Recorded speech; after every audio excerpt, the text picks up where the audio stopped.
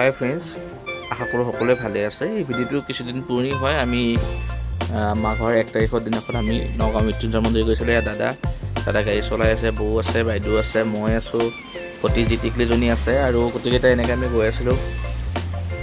দাদা দেখিছে গাড়ী চলাই আছে, ইয়া আৰু ইয়া দেখিছে দাদাই গাড়ী চলাই আছে আৰু পিছত এইকেইটা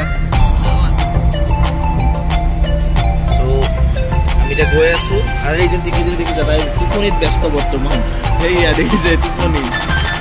যি নহওক আমি গৈ আছোঁ মহামৃত্যুঞ্জয় মন্দিৰ আৰু ভিডিঅ'টো চাই থাকিব শেষলৈকে আৰু কেনেকুৱা পায় জনাব। বাকীখিনি আপোনালোকক দেখুৱাই আছোঁ।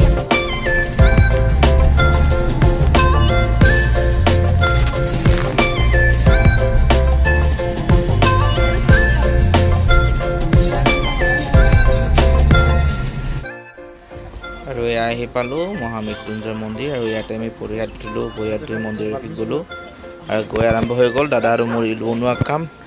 গতিকে আমি আৰম্ভ কৰি দিলোঁ আমাৰ ৰীল বনোৱা।